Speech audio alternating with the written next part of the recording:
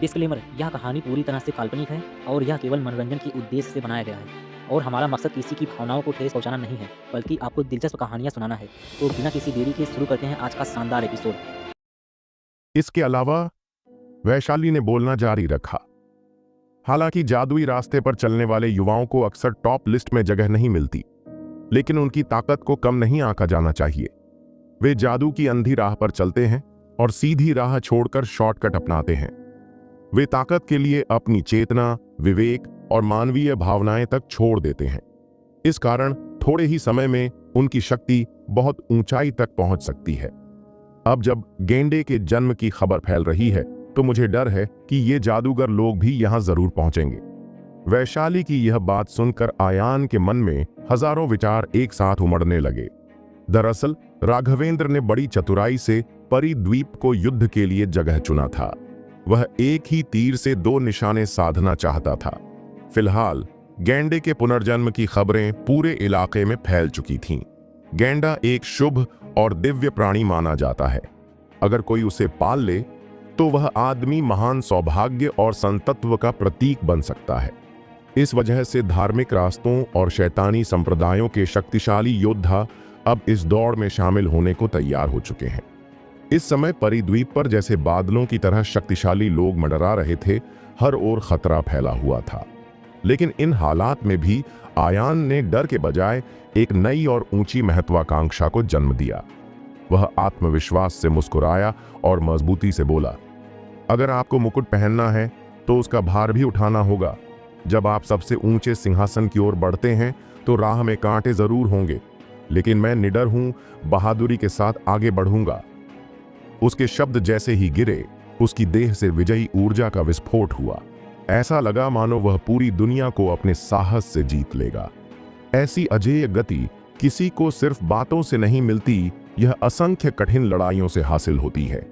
हालांकि आयान हाल ही में इस दुनिया में उतरा था, लेकिन उसने जिन युद्धों का सामना किया था वे बहुत घातक और निर्णायक थे। चाहे वह साधना परीक्षण में भाग लेने वाले युवा योद्धाओं से भिड़ना हो या फिर चौधरी परिवार के बुजुर्ग शक्ति स्वामियों का सामना करना हो, वह सभी से टकराया था। फिर वह जापानी तलवारों के महान आर्ष तलवार देव से लेकर महान पुजारी तक एक से एक बड़े पावर हाउस को परास्त कर चुका था। इतने बड़े बड़े दुश्मनों को एक के बाद एक गिराते हुए आयान के खून और हड्डियों में एक गहरी आत्मविश्वास की शक्ति पैदा हो चुकी थी। अब वह पूरे विश्वास के साथ कह सकता था, दुनिया के सामने मैं अजेय हूं। लेकिन यह आत्मविश्वास भी एक दो धारी तलवार की तरह होता है, क्योंकि अगर कोई एक बार हार जाए तो वह पहले की सारी शक्ति, आत्मविश्वास और प्रतिष्ठा खो सकता है, मानसिक रूप से टूट सकता है और उसकी साधना का स्तर गिर सकता है। लेकिन अगर कोई अपराजेय बना रहे तो उसकी गति और ऊर्जा दिन ब दिन बढ़ती जाती है। एक समय के बाद यह विकास मात्रात्मक नहीं बल्कि गुणात्मक हो जाता है, यानी शरीर में किसी असली आशीर्वाद में बदल जाता है। यह कुछ वैसा ही होता है जैसे किसी दबंग योद्धा की आभा सिर्फ उसकी प्रेजेंस ही दुश्मन को आत्मसमर्पण के लिए मजबूर कर दे। जब वैशाली ने आयान के शरीर से निकलती वीरता और गरिमा को महसूस किया तो उसकी आंखों में एक अनोखा रंग उभर आया।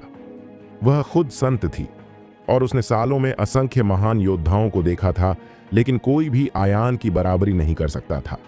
लेकिन इस सब के बीच जो बात आयान को वाकई चौंका गई वह थी वैशाली का एकदम से पूछ लेना, क्या तुम्हारा कोई साथी है? उसने यह सवाल इतने सीधे लेकिन गहरे तरीके से पूछा था कि आयान जैसे चौंक ही गया। अचानक आयान के मन में विचारों का तूफान उठ खड़ा हुआ। क्या वह सच में साथी बनना चाहती है? आयान ने धीरे से अपनी नजरें उसकी ओर घुमाईं और जैसे ही उसने वैशाली के चेहरे की ओर देखा, उसका दिल एक पल के लिए थम गया। उसके चेहरे पर अब पहले जैसी सीरियस भाव नहीं थी, बल्कि उसकी सुंदर, कोमल और निष्कलंक स्किन पर एक हल्की सी गुलाबी लाली फैल गई थी, जैसे कोई लाल गुलाब की पंखुड़ी उस पर रख दी गई हो। उसकी आंखों के कोने और भौहों के किनारे शर्म से भीग गए थे, जैसे किसी मासूम कन्या ने पहली बार किसी को पसंद करने का एहसास महसूस किया हो। उसकी आंखों में वह मासूमियत थी, पर साथ ही एक गहरी भावना भी छुपी थी, जैसे कोई अनकहा प्रस्ताव। यह दृश्य आयान के दिल को छू गया। लेकिन उसी समय उसके मन में एक विचार कौंधा। यह उसका स्वर्गीय अधिपति शरीर तो एक्टिवेट नहीं हो रहा। वह जानता था कि इस दिव्य शरीर की एक सीक्रेट खासियत होती है, यह अपने आप ही विपरीत लिंग को अट्रैक्ट करता है, खासकर उन महिलाओं को जो सुंदर और शक्तिशाली होती हैं। यह प्रभाव धीरे धीरे गहरा होता है और सामने वाला आदमी जाने अनजाने उसकी ओर खींचता चला जाता है। इसीलिए पिछले समय में आयान जानबूझकर अपनी शक्ति को दबा कर रखता था ताकि कोई इस प्रभाव में ना आए। वैशाली भी एक संत थी, संप्रदाय की अर्शी जिनका हृदय शांत, निर्मल और इच्छाओं से रहित माना जाता था। लेकिन जब पिछले युद्ध में तांत्रिक अस्थिदेव ने खुद को उड़ा दिया था और वैशाली मृत्यु के मुंह में जा रही थी, तो वह आयान ही था जिसने अपनी जान पर खेलकर उसे बचाया था। ऐसे में अगर वैशाली के मन में कोई कोमल भावना जागी है तो यह स्वाभाविक भी है। आयान कुछ पल के लिए बिल्कुल चुप रह गया। वह समझ नहीं पा रहा था कि उसे इस सवाल का क्या जवाब देना चाहिए। क्या वह साफ साफ मना कर दे तो यह वैशाली के लिए बहुत दुख देने वाला होगा, और अगर वह कुछ कहे ही नहीं तो यह खामोशी और भी भ्रम पैदा करेगी, दोनों के लिए। वह एक कठिन हालत में फंस गया था। अचानक जब आयान इसी असमंजस में था, तभी दक्षिण पूर्व दिशा से लगभग 10 मील दूर एक जोरदार धमाके की आवाज आई। वहां से उठती तेज ऊर्जा की लहरों ने साफ बता दिया वहां कोई बहुत शक्तिशाली युद्ध हो रहा है। आयान का ध्यान एकदम उस दिशा में चला गया। उसने तुरंत खुद को संयमित किया और जोर से कहा, चलो चलकर देखते हैं क्या हो रहा है। हाँ चलो। वैशाली ने हल्के से सिर हिलाया, लेकिन उसके चेहरे की सुंदर आंखों में एक हल्की सी उदासी और खामोशी भी थी, मानो उसने जो कहा था उसका जवाब न पाकर थोड़ी पीड़ा हुई हो। उसने धीरे से एक सफेद घूंघट निकाला और अपने अनुपम दिव्य चेहरे को ढक लिया। फिर बिना कोई और सवाल किए वह आयान के साथ कंधे से कंधा मिलाकर आगे बढ़ चली। आयान जैसे जैसे आगे बढ़ा, वह साफ महसूस कर पा रहा था कि उस दिशा में दो बेहद शक्तिशाली ताकतें आपस में भीषण टकराव कर रही हैं। इतनी दूरी पर होने के बावजूद भी उनकी शक्तियां अलग अलग महसूस हो रही थीं। एक चमक थी सूरज जैसी, तेज, उग्र, धधकती हुई, लेकिन कंट्रोल। दूसरी शक्ति थी गहरी, ठंडी, भयावह, जैसे हजारों साल पुरानी कोई राक्षसी गुफा जो सब कुछ निगलने के लिए तैयार हो।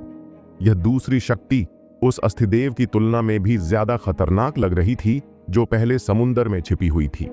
दोनों ने उड़ान भरी और कुछ ही मील के भीतर वे एक घने जंगल को पार कर एक विशाल समतल मैदान में पहुंचे। और वहां का दृश्य सचमुच चौंका देने वाला था। यह जगह 3-4 फुटबॉल मैदानों जितनी बड़ी थी, लेकिन पूरी जमीन जैसे किसी विस्फोट से फट चुकी थी।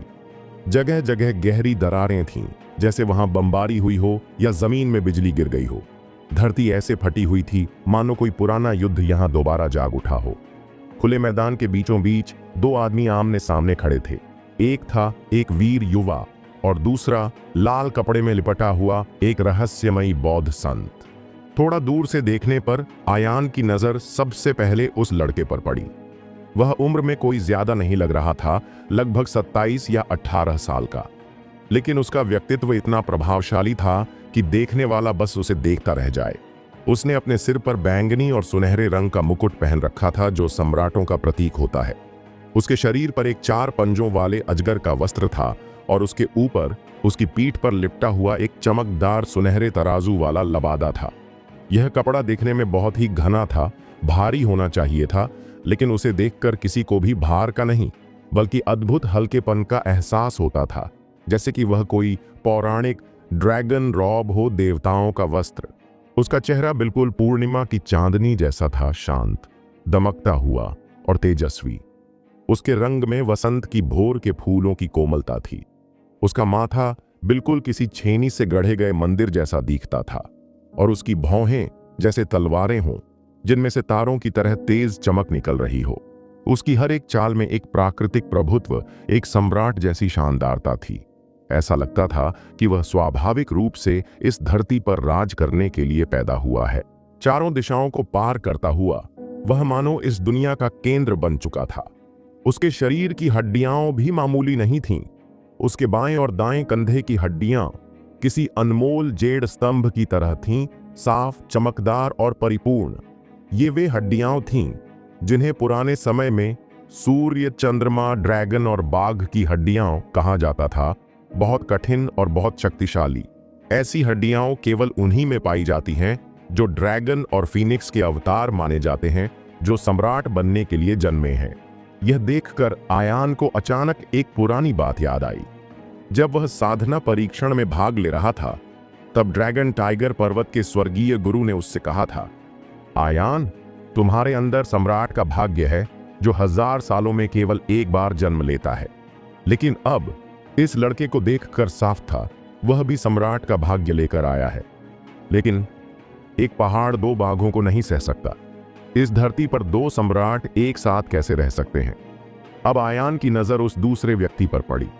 वह लाल रंग के कपड़े में लिपटा हुआ एक संत था जो बहुत ही प्राचीन और रहस्यमयी प्रतीत हो रहा था। हालांकि उसकी उम्र बहुत ज्यादा नहीं थी, पर उसके शरीर में खून अब भी गर्म और शक्तिशाली बह रहा था। उसका चेहरा सीरियस था और उसकी मौजूदगी एक प्रकार की धार्मिक गरिमा और आत्मनियंत्रण दिखा रही थी। उसके हाथ में एक 7 फुट लंबी छड़ी थी जो देखने में बहुत चमकदार और दिव्य लग रही थी। उसकी छड़ी से ऐसा प्रतीत हो रहा था मानो वह किसी मंदिर के गर्भगृह से सीधे निकली हो, जहां हजारों वर्षों तक पूजा की जाती रही हो। वह लामा इस छड़ी को हाथ में थामे एक जीवित बुद्ध की तरह प्रतीत हो रहा था, जो केवल ध्यान और शांति का प्रतीक नहीं, बल्कि अगर जरूरत पड़े तो एक महाशक्तिशाली योद्धा भी बन सकता है। बौद्ध धर्म में इस तरह की ध्यान छड़ी का खास जगह होता है। इसका इस्तेमाल केवल ध्यान के समय, नींद से बचने या रक्षा के लिए ही नहीं, बल्कि युद्ध में भी किया जाता है। यह एक बहुपयोगी अस्त्र होता है जिससे घुमाकर, मारकर, काटकर, धकेलकर, यहां तक कि विभाजित करके भी दुश्मन को पराजित किया जा सकता है। जब संत ने अपनी छड़ी को हवा में घुमाया तो वह एक चमकदार सुनहरी रोशनी और बिजली की धार की तरह चारों ओर चमकने लगी। उसकी हर एक चाल इतनी सशक्त और ठोस थी कि लगता था जैसे वह छड़ी ड्रैगन की आत्मा से भरी हुई हो। उसके वारों की ताकत इतनी भयंकर थी कि आसपास की हवा ही फटने लगी थी। हवा के साथ साथ गर्जना और कंपन होने लगे। अगर कोई मामूली योद्धा उस झटके के सामने खड़ा हो जाता तो वह तुरंत मौत के मुंह में चला जाता और अधोलोक का निवासी बन जाता। अब जैसे ही दोनों के चेहरे सही से दिखने लगे, वैशाली की आंखें चौंधिया गईं, उसकी पुतलियां सिकुड़ गईं और एक न विश्वास करने वाला दृश्य, चौंकाने वाला भाव उसके चेहरे पर उभर आया। वह बोल पड़ी, वह है राघवेंद्र, राजवंश परिवार का यंग मास्टर। और फिर उसने दूसरी ओर इशारा करते हुए कहा, वह है तांत्रिक पंथ का दानव भिक्षु धर्मराजा। यह नाम सुनते ही आयान की आंखों में तेज रोशनी चमक उठी। उसने सीरियस भाव से कहा, राघवेंद्र। यह नाम उसके लिए एक वार्निंग जैसा था। आयान जानता था यह दुनिया कभी भी निष्पक्ष नहीं रही है। ज्यादातर लोगों के लिए उनके जन्म का जगह, परिवार और वर्ग पहले ही तय कर देता है कि वे क्या बन पाएंगे। जो राजा के घर जन्मा है वो राजा ही कहलाएगा, और जो मामूली परिवार में जन्मा है उसके लिए पूरी जिंदगी संघर्ष की राह होती है। लेकिन राघवेंद्र, वह पैदा ही राजा बनने के लिए हुआ था। इस धरती पर कोई न कोई राजा जरूर पैदा होता है, और राघवेंद्र वही आदमी था जो जन्म से ही राजा बनने के लिए आया था।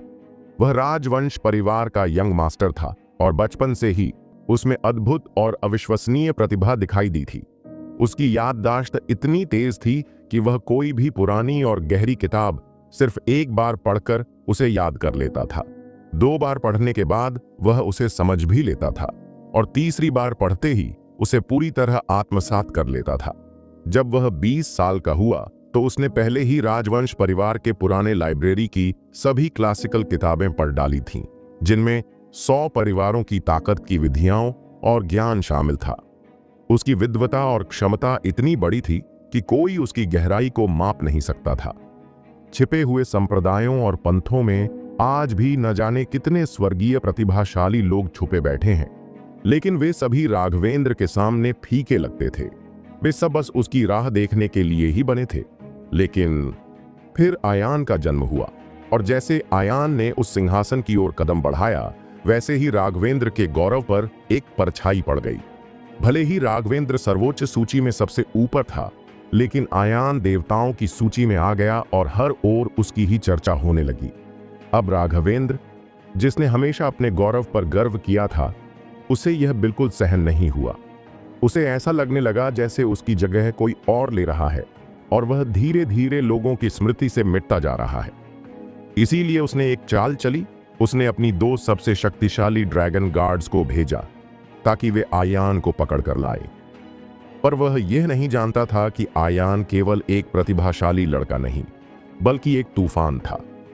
आयान ने दोनों ड्रैगन गार्ड्स को हरा दिया, फिर जापान के सबसे बड़े तलवार गुरु को भी पराजित कर दिया और उसकी प्रसिद्धि अब आकाश में बिजली की तरह गूंज रही थी। यह सब देखकर राघवेंद्र को यह डर सताने लगा कि दुनिया उसे भूलने लगेगी, और यह वह बिल्कुल भी नहीं चाहता था। इसीलिए उसने आयान को चुनौती दी, एक निर्णायक युद्ध के लिए। मैदान के बीच जोरदार टकराव की आवाजें गूंज रही थीं। नंगे हाथों से राघवेंद्र धर्मराज की 7 फीट लंबी झेन छड़ी से भिड़ रहा था और पूरे आत्मविश्वास के साथ उसका सामना कर रहा था। उसका शरीर नॉर्मल नहीं था। उसने कोई रहस्यमयी साधना तकनीक अपनाई थी जिससे उसका शरीर लोहे जैसा कठोर और शक्तिशाली बन गया था। उसके घूंसे इतनी ताकतवर थे कि किसी दैवीय हथियार से कम नहीं लगते थे। हर एक वार में मजबूती, खुलापन और शौर्य था, और जब वह वार करता था तो लगता था जैसे बाघ और ड्रैगन दोनों एक साथ दहाड़ रहे हों। इस भयंकर युद्ध को देखकर आयान और वैशाली अभी भी थोड़ी दूरी पर छिपे हुए थे। उन्होंने अब तक अपनी प्रेजेंस प्रकट नहीं की थी। हालांकि राघवेंद्र को स्वर्ग का पुत्र माना जाता था, लेकिन उसके सामने खड़ा धर्मराज भी कोई मामूली योद्धा नहीं था। उसके हाथ में चमकती झेन छड़ी किसी गरजते हुए बिजली वाले अजगर जैसी घूम रही थी, जो चारों दिशाओं से राघवेंद्र को निगलने की कोशिश कर रही थी। ताकत के मामले में यह धर्मराज समुद्र में छिपे अस्थि आदरणीय से भी ज्यादा खतरनाक लग रहा था। वैशाली आयान ने धीरे से पूछा, यह दाढ़ी वाला पागल धर्मराजा कौन है? वैशाली ने तुरंत जवाब दिया, यह तांत्रिक बौद्ध धर्म का एक महान भिक्षु था। कभी इसके पास स्वर्ग का क्षेत्र था, लेकिन 10 साल पहले इसने बगावत कर दी और जादू के संप्रदाय में चला गया। यह उसी ने बौद्ध धर्म का सबसे पवित्र अस्त्र हीरे की छड़ी चुरा ली थी। यह हीरे की छड़ी कभी बोधिसत्व बोधि द्वारा उपयोग की जाती थी, और यह अजेय बहादुरी और 4 शून्यता के ज्ञान का प्रतीक है। कहा जाता है कि इस छड़ी के एक ही वार से पहाड़ों और समुद्रों को भी तोड़ा जा सकता है। इसी बीच युद्ध और भी उग्र होता गया। उम्र में धर्मराजा राघवेंद्र के दादाजी से भी बड़े लगते थे, और अगर बात साधना एरिया की करें तो धर्मराजा एक आकाशीय शक्ति प्राप्त कर चुका था, जबकि राघवेंद्र अभी भी अपने एरिया के चरम पर है, लेकिन ब्रह्मांडीय अवरोध को पार नहीं कर सका है। फिर भी वे दोनों आधे घंटे से ज्यादा समय से बराबरी की लड़ाई कर रहे थे। यह देखकर धर्मराज थोड़ा शर्मिंदा और नाराज हो गया। उसे उम्मीद नहीं थी कि एक लड़के से निपटना इतना मुश्किल होगा। उसने लड़ते हुए कहा, राजवंशी परिवार का घमंडी बच्चा, तुम यहां गेंडा ढूंढने आए हो तो बार बार मेरे पीछे क्यों पड़े हो? क्यों मेरा पीछा कर रहे हो? धर्मराज बुरी तरह हाँफ रहा था। इतनी लंबी और तेज लड़ाई ने उसे थका दिया था। राघवेंद्र ने पूरी सीरियस भाव से जवाब दिया, राक्षस भिक्षु, तुमने मध्य धरती में कई निर्दोषों का खून बहाया है। तुमने बौद्ध धर्म के खजाने चुराए हैं। तुम्हारे पाप बहुत बड़े हैं। अब तुम्हारे पास बचने का कोई रास्ता नहीं है। लेकिन स्वर्ग में दया है। मैं तुम्हें एक आखिरी मौका देता हूं। अगर तुम अभी के अभी घुटनों के बल झुक जाओ, मुझसे दया की भीख मांगो, हीरे की छड़ी लौटा दो और कसम खाओ कि तुम मेरे राजवंशी परिवार के दास बन जाओगे, तो मैं तुम्हारी जान बख्श सकता हूं। राघवेंद्र की आवाज शांत थी, न तेज न धीमी, लेकिन उसमें एक ऐसी दिव्य गरिमा थी जो दुश्मन की आत्मा तक को डरा देती थी। हा हा हा हा। यह सुनते ही धर्मराज जोर जोर से हंस पड़ा, जैसे उसने कोई बहुत ही मजाकिया बात सुन ली हो। वह बोला, अरे ओ राजवंशी परिवार के नासमझ बच्चे, जब मैं नदियों और झीलों में घूमता था तब तू तो गोदी में दूध पीता था। तू चाहता है कि मैं तेरा गुलाम बन जाऊं? आजा, पहले मुझे हरा कर दिखा। इतना कहने के साथ ही धर्मराज की छड़ी और भी तेज और शक्तिशाली हो गई। उसका पूरा शरीर सुनहरे प्रकाश से दमकने लगा, जैसे धरती पर कोई बुद्ध का अवतार उतर आया हो। हालांकि वह एक दुष्ट भिक्षु था, लेकिन उसका तांत्रिक मार्शल आर्ट एकदम असली और प्रामाणिक था। उसके चारों ओर का माहौल अब रहस्यमयी, बड़ा और सीरियस हो गया था, जिसे देखकर किसी का भी मन भय से कांप उठे या बिना जाने ही पूजा में झुक जाए। राघवेंद्र की आंखों में अब गुस्से की चिंगारी थी। उसने ठंडे आवाज में कहा, जिद्दी बूढ़ा, अब तेरी खातिरदारी शुरू होती है। राघवेंद्र अब अपने चरम पर था। उसकी आंखों में घमंड, उसके शरीर में ऊर्जा और उसके चारों ओर का एनवायरनमेंट सब कुछ बदल रहा था। उसने चारों दिशाओं में घूर कर देखा, जैसे हर दिशा से उसे चुनौती देने वाले कोई इनविजिबल दुश्मन हो। उसकी शक्ति लगातार बढ़ती जा रही थी और कुछ ही क्षणों में उसकी ताकत पहले की तुलना में कई गुना अधिक हो गई थी। वह जोर से चिल्लाया, 9-5 सर्वोच्च गहन कला सम्राट ने देश पर शासन किया। जैसे ही ये शब्द गूंजे, उसके शरीर से बैंगनी रंग की एक चकाचौंध आभा निकलने लगी। बैंगनी रंग सम्राटों का प्रतीक होता है। यह वह रंग है जिसे केवल वही धारण कर सकते हैं जो पूरी दुनिया पर शासन करने का भाग्य लेकर जन्मे हैं। इस गहरी बैंगनी चमक के बीच राघवेंद्र की प्रेजेंस बदल गई। ऐसा लगा जैसे वह इस धरती का नहीं, किसी दूसरी दुनिया का एक सर्वोच्च सम्राट बन गया हो। उसके हर इशारे में, उसकी हर सांस में दुनिया को रौंद देने की ताकत थी। एक ही क्षण में उसने सैकड़ों घूंसे बरसाए। हर एक घूंसा भारी छाया के साथ आया। हर एक वार ऐसा था जो पहाड़ों को चूर चूर, आकाश को चीर सकता था। उसके वारों ने एक ऐसा जाल बना लिया जिसने धर्मराज को चारों ओर से घेर लिया। यह दृश्य देखकर धर्मराज का चेहरा पहली बार बदल गया। वह जानता था कि अब बात आसान नहीं है। उसने तुरंत अपने शरीर की रक्षा के लिए हीरे की छड़ी घुमाई, लेकिन राघवेंद्र के वार असली नहीं, पर बेहद घातक थे। वे हवा में लहराते हुए, छड़ी को चीरते हुए सीधे धर्मराजा के शरीर पर जा गिरे। हर एक घूंसा मानो कोई मशीन गन हो। सैकड़ों वारों ने धर्मराज को पीछे धकेल दिया। उसका मजबूत शरीर भी अब घायल हो चुका था। उसकी स्किन फट गई थी, हर इंच पर चोटें थीं और खून रिस रहा था। अगर उसका शरीर नॉर्मल होता तो वह एक ही हमले में तुरंत मारा गया होता। लेकिन राघवेंद्र यहीं नहीं रुका। उसने इसे मौका समझा, जैसे कोई शिकारी घायल शेर पर आखिरी वार करता है। उसका शरीर एक बिजली की तरह चमका और वह धर्मराज के पीछे एक भूत छाया की तरह आकर प्रकट हो गया। उसकी दाहिनी तर्जनी उंगली को एक तीखे बाण की तरह सीधे धर्मराजा की पीठ की ओर बढ़ी। एक बिंदु! राघवेंद्र की आवाज में असीम आत्मविश्वास और सम्राट जैसा प्रभुत्व था। उसने कहा, स्वर्ग शुद्ध और महान है और सज्जन पुरुष को खुद को परिष्कृत करना चाहिए। धरती मजबूत और स्थिर है और सज्जन को सहनशील और स्थिर होना चाहिए। स्वर्ग सूखा है और पृथ्वी गीली है और यह उंगली पूरी दुनिया को कंट्रोल कर सकती है। धर्मराज ने जैसे ही पीछे से खतरा महसूस किया, उसके शरीर में एक झटका सा लगा, लेकिन अब कुछ करने का समय नहीं बचा था। उसका शरीर एक जोरदार धमाके के साथ 100 मीटर दूर उड़ गया और वह कम से कम 1 दर्जन ऊंचे पेड़ों को तोड़ता हुआ आसमान में गिर पड़ा। जमीन पर गिरते ही उसने खून की एक बड़ी धार अपने मुंह से उगल दी। कुछ सेकंड तक वह वहीं लेटा रहा और फिर मुश्किल से करवट ली। उसका चेहरा सोने के कागज जैसा पीला पड़ चुका था।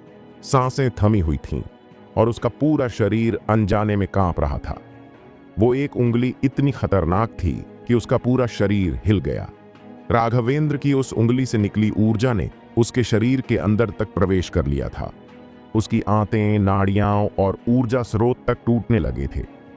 अगर यह सिलसिला कुछ और क्षण चलता तो उसके शरीर से खून की धार फूट पड़ती और वह तुरंत मर जाता। यह सोचते ही धर्मराज की आंखों में ज्वाला फूट पड़ी। उसने गुस्से में अपने दांत पीसे और कहा, घमंडी जी, क्या तू सच में चाहता है कि मैं यहीं मर जाऊं?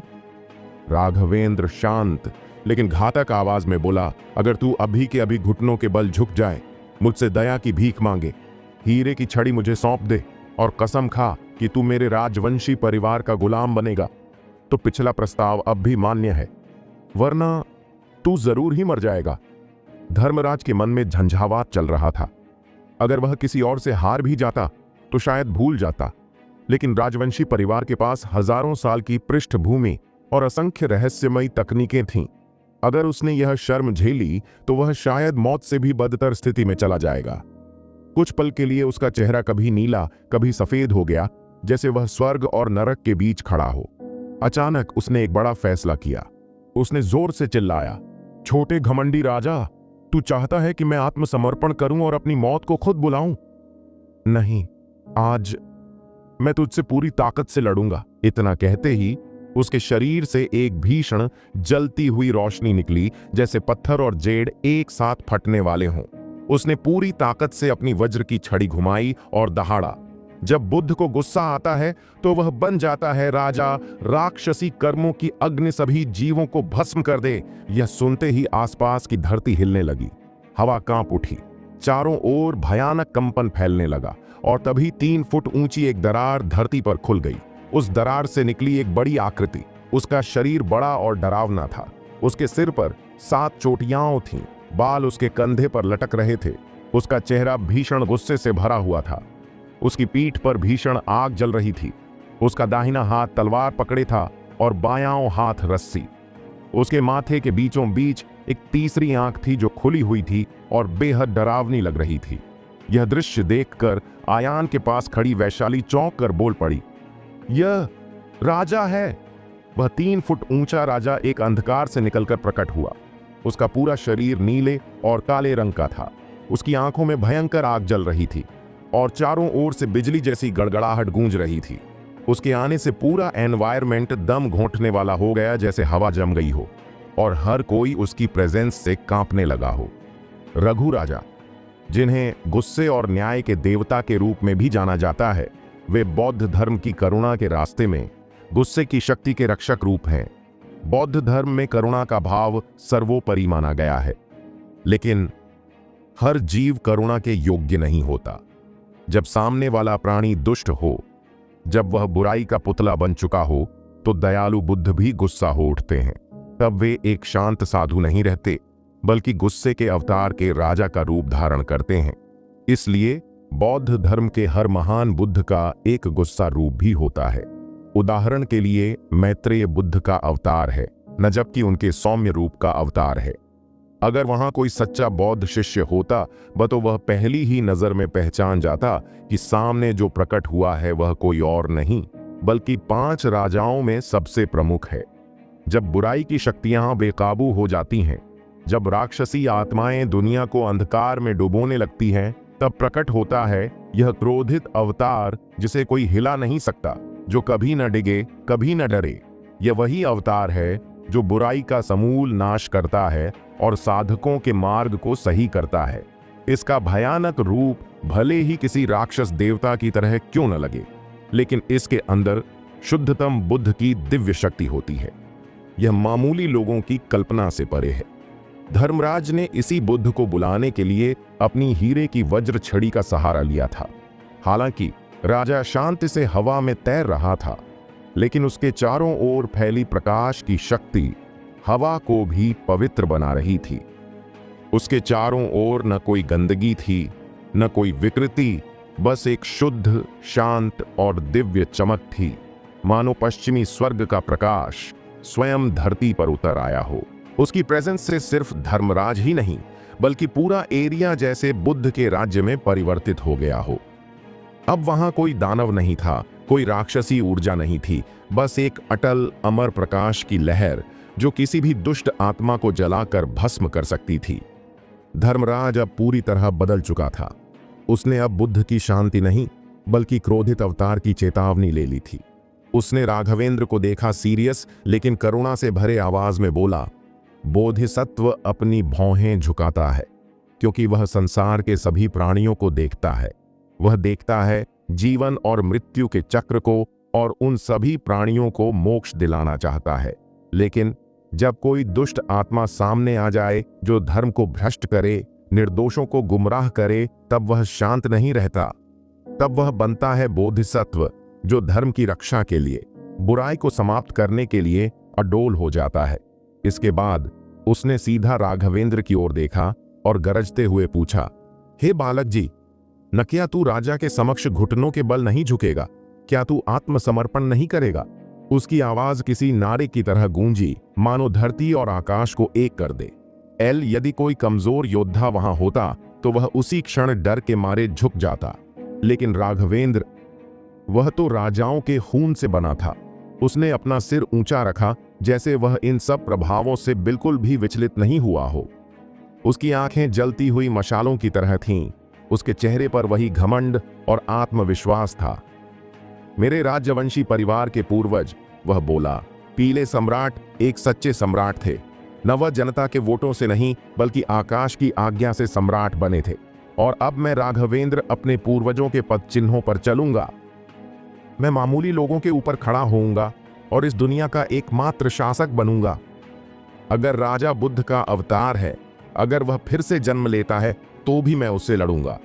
यह कहकर राघवेंद्र के शरीर से एक विस्फोटक ऊर्जा फूट पड़ी, जैसे वह खुद सम्राट हो जो दुनिया को अपने पैरों के नीचे झुका सकता है। पूरी दुनिया के नीचे राजा कौन? क्या कोई और है जो राजा बन सकता है? नहीं, केवल मैं राघवेंद्र। घमंडी! अचानक धर्मराज ने गुस्से में दहाड़ लगाई। उसकी आवाज से धरती कांप उठी। एक मामूली मानव होकर बुद्ध का अपमान करता है? आज धर्मराज तुझे नर्क की 18वीं योनि तक ले जाएगा। तू दिन रात तड़पेगा और अंतहीन पीड़ा में रहेगा। बस बस, ज्यादा बकवास मत कर। राघवेंद्र ने तिरस्कार से कहा, अगर कोई शक्ति है तो सीधी दिखाओ। मैं इंतजार नहीं कर रहा। उसकी ठोड़ी ऊंची थी और उसकी आंखों में प्रतिद्वंद्वी के लिए कोई सम्मान नहीं था। धर्म की आंखें खोलो। धर्मराज की आवाज अचानक अद्भुत और पवित्र हो गई, जैसे वह पश्चिम के स्वर्ग से आ रही हो। जैसे ही यह शब्द बोले गए, राजा के माथे के बीच स्थित तीसरी आंख अचानक खुल गई। लाल कमल की कर्म अग्नि सभी प्राणियों को नष्ट कर दे। धर्मराज अब किसी पागल साधु की तरह चिल्लाया। एक पल में उस तीसरी आंख से लाल रंग की एक ज्वाला निकल पड़ी, जो इतनी विकराल थी कि मानो पूरा महासागर जल जाए। पूरा एनवायरमेंट बिखरने लगा, हवा में कंपन होने लगा और धरती की सतह टूटने लगी। आग आकाश तक पहुंच गई और ऐसा लग रहा था कि ये ज्वाला अब सारी दुनिया को निगल लेगी। उस ज्वाला में केवल ताप या रोशनी नहीं, बल्कि एक ऐसा गुस्सा था जो अंतहीन था, जो चारों दिशाओं में एक लहर की तरह फैल रहा था। यह कोई मामूली आग नहीं थी, यह गुस्से का साकार रूप था। और उसी गुस्से से हवा में एक लाल कमल का आकार बनने लगा, जो कई परतों में था, अद्भुत था और एक दिव्य शक्ति से भरपूर था। मैदान का टेम्परेचर तेजी से बढ़ने लगा। धरती धीरे धीरे जलने लगी। हरियाली भूरी राख में बदल गई और आसपास के पेड़ धधकते हुए जल उठे। यहां तक कि एक कोने में छिपे आयान और वैशाली तक को इस ज्वाला की तीव्र तपिश महसूस हुई, जैसे उनकी स्किन झुलसने लगी हो। लेकिन सबसे ज्यादा हैरान करने वाला था आयान का दिल। उसे याद आया, एक बार महान अमर आत्मा विदुर देव ने उसे सिखाया था कि इस दुनिया में 5 जन्मजात अग्नियां हैं जो किसी भी चीज को भस्म करने में सक्षम होती हैं। वे अग्नियां थीं भयानक अग्नि, अधोलोक की अग्नि, सूर्य की असली अग्नि, लाल कमल की अग्नि, दिव्य अग्नि। आयान खुद दिव्य अग्नि की शक्ति प्राप्त कर चुका था जब उसने सिंदूरी पक्षी की आत्मा और जलते आकाश की आंख की साधना की थी। उसकी वह अग्नि इतनी ताकतवर थी कि आसमान को जला सकती थी, धरती को नष्ट कर सकती थी। जहां वह ज्वाला जाती थी, वहां कुछ भी नहीं बचता था। थाईलैंड के युद्ध में भी उसने इसी शक्ति का इस्तेमाल कर पूरी दुश्मन सेना को भस्म कर दिया था। इन 5 में दिव्य अग्नि सबसे पहले है और उसके ठीक बाद आती है लाल कमल की कर्म अग्नि। बौद्ध धर्म में इसे बहुत ही पवित्र माना जाता है। कहा जाता है कि बुरा कर्म शरीर को आग की तरह जलाता है और जो पापी होते हैं वे मौत के बाद इस आग से नरक में सजा दिए जाते हैं। अगर कोई इस लाल कमल की आग में जल गया तो वह 6 पुनर्जन्मों में भटकता रहता है, उसे कभी मुक्ति नहीं मिलती और उसके सारे पाप झलकर राख हो जाते हैं। यह शक्ति सिर्फ डरावनी नहीं थी, बल्कि दिव्य, अपरिहार्य और प्रचंड थी। यदि इस ज्वाला का सामना कोई सामान्य स्वर्गीय योद्धा करता तो वह डर के मारे वहां से भाग खड़ा होता। अब हवा में मंडराती वह बड़ी लाल ज्वाला, जो पापों को काटने और नष्ट करने की शक्ति से भरी थी, राघवेंद्र की ओर तेजी से बढ़ रही थी। उसकी गर्मी, उसकी रोशनी सूरज से भी ज्यादा तेज थी। लेकिन राघवेंद्र डरा नहीं। उसने आकाश की ओर देखा और धीरे से कहा, एक सड़ी हुई घास की रोशनी स्वर्ग के निर्मल चंद्रमा की तुलना में क्या है। यह कहकर उसने हल्की सी मुस्कुराहट दी, मजाक भरी मुस्कुराहट। लेकिन फिर उसका चेहरा सीरियस हो गया। उसका पूरा व्यक्तित्व जैसे पल भर में बदल गया। अब वह कोई मामूली योद्धा नहीं, बल्कि सम्राटों जैसा तेज लिए खड़ा था। वह गूंजती आवाज में बोला, संत शरीर राजा, जो सारी दुनिया में हुकूमत करता है। उसकी शक्ति आकाश की ओर चढ़ती गई, फिर धीरे धीरे पूरे मैदान में फैलने लगी। पहाड़ और नदियां कांप रही हैं। सूरज और चांद खुले आकाश में फैल गए हैं। भाग्य के 9वें 5वें सम्राट, अब पूरी दुनिया नीचे झुके मेरे सम्मान में। इतना कहते ही राघवेंद्र के शरीर से सोने और बैंगनी रंग की 2 शक्तियां आसमान में फूट पड़ीं, जिनका प्रकाश और प्रभुत्व किसी भी जीव को नतमस्तक करने के लिए काफी था। वह सच्चे सम्राट जैसा लग रहा था, शानदार, भव्य और अद्भुत। पूरा युद्ध एरिया उसकी चमक से कांपने लगा। लौट जा, राघवेंद्र ने जोर से गरजते हुए कहा, और फिर जो हुआ वह किसी को भी न विश्वास करने वाला लगता। हवा में बहती लाल कमल कर्म अग्नि, जो अभी कुछ क्षण पहले उसे भस्म करने के लिए आ रही थी, अचानक जैसे किसी अदृश्य शक्ति के आगे झुक गई और पूरी रफ्तार से पलटकर उसी दिशा में लौट गई जहां से वह आई थी। वह सीधी जाकर लगी राजा के माथे पर। अगर वह असली होता तो वह शायद इस आग से अडोल रहता, लेकिन यह अवतार तो सिर्फ धर्मराज द्वारा वज्र छड़ी से बुलाया गया एक काल्पनिक आह्वान था, असली नहीं। वह इतनी प्रचंड आग को सह नहीं पाया। वह तुरंत जल उठा, नीले धुएं में बदल गया और फिर हवा में गायब हो गया। यह दृश्य देखकर धर्मराज की आंखें फटी की फटी रह गईं।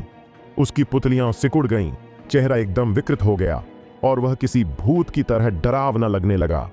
उसके मन में एक ही सवाल उठ रहा था, यह कैसे हो सकता है? तुम जानते हो, यह लाल कमल की कर्म अग्नि कोई मामूली ज्वाला नहीं थी।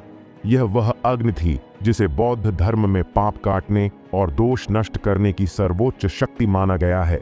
यह इतनी ताकतवर है कि अगर सही ढंग से प्रकट हो जाए तो पूरे ब्रह्मांड को हिला सकती है, बुराई को जड़ से उखाड़ सकती है। लेकिन किसी ने सोचा भी नहीं था कि राघवेंद्र सिर्फ एक शब्द बोलकर इस आग पर कंट्रोल पा लेगा और उसे उलटा मोड़ देगा। दूर से देखने पर राघवेंद्र अब किसी मामूली योद्धा की तरह नहीं, बल्कि पूरे संसार के एकमात्र सच्चे सम्राट की तरह लग रहा था। उसकी प्रेजेंस ऐसी थी कि मानो खुद स्वर्ग और धरती भी उसकी आज्ञा का उल्लंघन नहीं कर सकते। अब यह कोई मजाक नहीं था। उसकी शक्ति और चमक को देखकर धर्मराज के दिल में एक पल के लिए मौत का गहरा डर पैदा हो गया। उसका शरीर एक पल को कांप उठा, उसकी पीठ पर पसीना बहने लगा और बाल खड़े हो गए। अब उसे एहसास हुआ कि सामने खड़ा यह लड़का, यानी राघवेंद्र, कोई मामूली प्रतिद्वंदी नहीं, बल्कि एक ऐसा राक्षस है जिसकी शक्ति सीमाओं से परे है। अगले ही क्षण धर्मराज बिना एक पल गंवाए भागने लगा। वह एक तेज इंद्रधनुषी प्रकाश में बदल गया और उड़ गया। वह जान गया था कि लड़ाई अब उसके बस की बात नहीं है, लेकिन राघवेंद्र ऐसा मौका कैसे छोड़ता? उसने जोर से कहा, बजरंगबली सूरज का पीछा कर रहे थे और फिर वह एक बिजली की तरह आगे बढ़ा, बिल्कुल हनुमान की तरह जो सूर्य को पकड़ने दौड़ते हैं। राघवेंद्र ने कुछ ही सेकंड में सैकड़ों मीटर की दूरी तय कर ली और सीधे धर्मराज के पीछे जा पहुंचा। उसने अपनी दाहिनी मुट्ठी उठाई, मानो उसकी मुट्ठी में सूरज, चांद और सितारों को आगे धकेलने की शक्ति हो। उसके वार में 9 स्वर्गों को चीरने और सितारों को तोड़ने की ताकत थी। यह ताकत इतनी अधिक थी कि केवल नश्वर मनुष्यों की बात छोड़ो, यहां तक कि असली बुद्ध भी उससे हार सकते थे। एक तेज धमाके के साथ धर्मराज का शरीर वहीं के वहीं फट गया। उसका शरीर खून, धुएं और मांस के कीचड़ में तब्दील हो गया। वह पूरी तरह मर गया। स्वर्ग और धरती के बीच फिर से शांति लौट आई।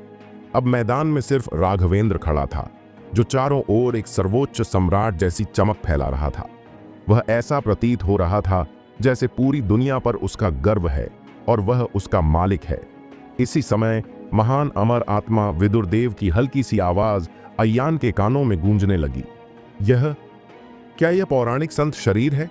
अय्यान ने चौंक कर पूछा। संत शरीर? ये क्या है? महान अमर आत्मा विदुरदेव ने धीरे से बताया। ऐसी अफवाह है कि 9 स्वर्गों की देवी ने पीले सम्राट को एक दिव्य शरीर प्रदान किया था, एक ऐसा शरीर जो सम्राटों का शरीर कहलाता है।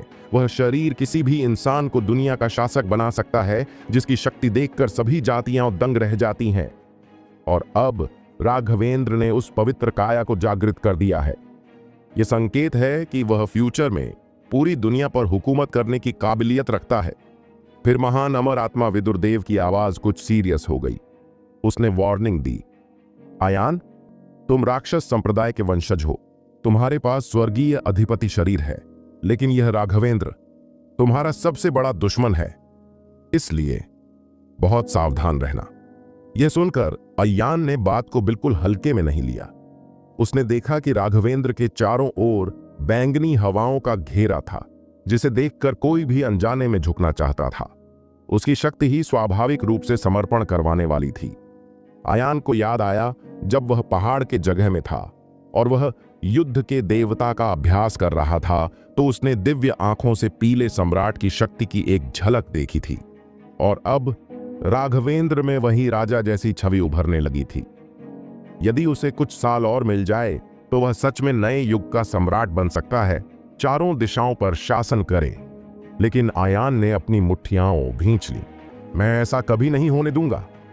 हजारों सालों से स्वर्गीय आधिपत्य वाले लोग किस्मत के शाप के नीचे रहे हैं, चाहे वह पश्चिमी के हों या खुद आयान के पिता। वे सभी बहादुर, शक्तिशाली और अनोखे थे, लेकिन फिर भी उनका अंत दुखद हुआ। लेकिन अगर आयान खुद ही अपनी किस्मत पर विश्वास नहीं करेगा, तो फिर वह दूसरों से क्या उम्मीद रखेगा। मैं अपनी किस्मत खुद लिखता हूं। अगर आसमान मेरे सामने आता है तो मैं उससे भी ज्यादा भयानक बन जाऊंगा। अचानक दूर से तेज कदमों की आवाज आने लगी, जैसे हजारों सैनिक एक साथ मैदान में प्रवेश कर रहे हों। धरती हिलने लगी, हवा कांप उठी। अगले ही पल आयान ने देखा एक खास सैनिकों की टीम तेजी से उसकी ओर बढ़ रही थी। कुल 16 योद्धा, हर कोई सुनहरे कवच में ढका हुआ था। उनके शरीर से पुरुषत्व, रक्त की गंध और अजेय ऊर्जा निकल रही थी। वे बिल्कुल 16 सुनहरे युद्ध देवता जैसे लग रहे थे, बिना गुस्से के भी डरावने। उनकी नजरें नुकीली थीं और साफ था कि वे सैकड़ों युद्धों में तपे हुए थे। उनके चलने, सांस लेने और दिल की धड़कनों तक में एकता और अनुशासन था, जैसे वे सभी एक ही शरीर का हिस्सा हों। इसमें कोई शक नहीं था, ये थे राजवंश की सबसे खतरनाक सीक्रेट सेना, ब्रह्मदल रक्षक। और इनमें सबसे आगे थे आयान के पुराने दुश्मन, बलराज और वीरांग। इस तरह के योद्धाओं को ट्रेंड करना एक जीवन भर की मेहनत का परिणाम होता है। हर महान योद्धा की अपनी अलग और अनोखी शैली होती है, जिसकी बराबरी करना किसी के लिए आसान नहीं होता। लेकिन इन ड्रैगन गार्ड्स की बात ही कुछ और थी। ये वे योद्धा थे जो पीढ़ियों से राजवंश परिवार के प्रति पूर्ण निष्ठा रखते आए हैं। इनमें से हर एक को 6 साल की उम्र से ही खास ट्रेनिंग ग्रुप में चुन लिया जाता है। ये सभी एक साथ खाना खाते हैं, साथ रहते हैं और एक ही तरह की कठिन साधना और अभ्यास करते हैं। इनके बीच आपसी समझ इतनी गहरी होती है कि उन्हें केवल एक नजर या एक हरकत से पता चल जाता है कि दूसरा क्या सोच रहा है या क्या करने वाला है। ये समझ जुड़वा भाइयों के बीच भी नहीं होती। इतने शक्तिशाली और सटीक योद्धा तैयार करना कोई आसान काम नहीं होता। इनकी ट्रेनिंग और पालन पोषण में जो संसाधन लगते हैं वह बहुत महंगे और कठिन होते हैं। यह केवल वही पुराने और समृद्ध राजवंश कर सकता है जो हजारों सालों से चला आ रहा हो, जिसके पास सीक्रेट तकनीकें और अनगिनत साधन हो। हालांकि इन 16 ड्रैगन गार्ड्स का आना अपने आप में एक भारी दृश्य था, लेकिन जो आदमी आयान को सबसे ज्यादा प्रभावित कर रहा था वह था उनके पीछे खड़ा एक साधु। दूर से देखने पर वह आदमी लगभग 40 साल का लगता था। उसने पंख और सितारों वाला मुकुट पहन रखा था। उसका शरीर लंबा और पतला था। कमर से एक लंबी तलवार लटक रही थी, और उसकी स्किन बिल्कुल जेड के पत्थर जैसी साफ और चमकदार थी। उसके शरीर से निकलती ऊर्जा एकदम शुद्ध शक्ति की सांस जैसी थी, जो पूरे एनवायरनमेंट को शांत और दिव्य बना रही थी। धुंध और धूल उसके चारों ओर थी, मानो वह किसी स्वर्गीय परी जैसे पुरुष का रूप हो। आयान को एक झटका सा लगा। उसे आभास हो गया कि यह आदमी शायद उस हड्डी वाले संत और धर्मराज से भी कहीं ज्यादा शक्तिशाली है। इस वक्त 16 ड्रैगन गार्ड्स राघवेंद्र के सामने आकर एक साथ घुटनों के बल झुक गए और ऊंची आवाज में बोले, यंग मास्टर को सलाम। उनकी आवाजें इतनी जोरदार थीं कि आकाश में उड़ते बादल तक थरथरा गए, मानो पूरी दुनिया को झुका रहे हों। लेकिन उनके पीछे खड़े पंख, कपड़े और सितारों के मुकुट वाले आदमी ने घुटने नहीं टेके। वह शांत और गर्व से खड़ा रहा। इसके उलट राघवेंद्र ने ही आगे बढ़कर नम्रता से कहा, एल्डर, इस बार अमर द्वीप पर जो हम जा रहे हैं वहां यूनिकॉर्न को वश में करना है। यह काम अब आप पर निर्भर है। यंग मास्टर की सेवा करना मेरे लिए सौभाग्य की बात है। एल्डर शिवेश ने सिर झुकाकर हल्के से जवाब दिया। हालांकि वह केवल 40 साल के आसपास लगते थे, लेकिन उनकी आवाज खरखरी और अनुभवी थी, जैसे किसी ने सैकड़ों साल का जीवन जी लिया हो। दरअसल छिपे हुए संप्रदाय के मठाधीश और योगी 200 साल तक भी जीवित रह सकते हैं। अगर साधना में और उन्नति कर लें तो कायाकल्प कर सकते हैं और हमेशा के लिए यंग बने रह सकते हैं। इसलिए एल्डर शिवेश की असली उम्र शायद 100 साल से भी ज्यादा थी। अचानक एल्डर शिवेश ने एक धीमी आह भरी, जैसे उसने कोई गलत हलचल महसूस की हो। उसने तुरंत अपना सिर घुमाया और आयान और वैशाली की ओर देखा, जहां वे दोनों छिपे हुए थे। उसकी नजर किसी जलती मशाल जैसी थी, जिसमें से बिजली की चमक झलक रही थी। जैसे ही उसकी नजर वहां पड़ी, चारों ओर हवा कांपने लगी और एक गूंज सी सुनाई दी, जैसे कोई गड़गड़ाहट भीतर ही भीतर हो रही हो। वैशाली का शरीर कांप उठा, उसकी सांसें अटकने लगीं। आयान भी पूरी तरह सतर्क हो गया, मानो उसे अचानक कोई प्रचंड दुश्मन सामने दिखाई दे गया हो। अब तक आयान और वैशाली अपनी ऊर्जा को कंट्रोल करके छिपे हुए थे, यहां तक कि राघवेंद्र और धर्मराज भी उन्हें नहीं पहचान सके थे। लेकिन जैसे ही एल्डर शिवेश आया, उसने तुरंत उनकी प्रेजेंस भांप ली। इससे साफ पता चलता था कि एल्डर शिवेश कितना खतरनाक और सतर्क आदमी है। वह राजवंश के परिवार का बड़ा संत था। ऐसे आदमी को छोटा मत समझो। फिर उसकी गूंजती आवाज आई, वहां जो 2 लोग छिपे हैं, कब से छिपे बैठे हो? क्या तुम कोई चाल चलना चाहते हो? अगर तुम अब भी नहीं निकले तो जान लो तुम्हें मेरे राजवंश का दुश्मन समझा जाएगा। उसकी आवाज में कोई चीख नहीं थी, लेकिन उसमें ऐसा दबाव और युद्ध की भावना थी कि कोई भी उसे सुनकर कांप जाए। राजवंश परिवार यह कोई मामूली कबीला नहीं था। यह एक सम्राटों का वंश था, जो पूरे रहस्यमय संप्रदाय में सबसे हाई लेवल पर प्रतिष्ठित था। उनकी बातों को अनदेखा करना किसी भी संप्रदाय के लिए आसान नहीं होता। जब आयान ने देखा कि अब छिपना बेकार है, तो वह सीधे खड़ा हो गया, सिर ऊंचा रखा और वहां से बाहर आ गया। वह जोर से बोला, कैसी चालाकी! मैं तो बस इधर से गुजर रहा था। क्या यह अमर द्वीप तुम्हारे परिवार की जागीर है? राजवंश परिवार इतना महान होकर भी अगर एक मामूली राहगीर को शत्रु समझ ले, तो इससे बड़ा मजाक और क्या हो सकता है? बोल्ड, अभिमानी, घमंडी! एक साथ कई ड्रैगन गार्ड्स चिल्ला उठे, जैसे उन्होंने अपने सम्राट का अपमान सुन लिया हो।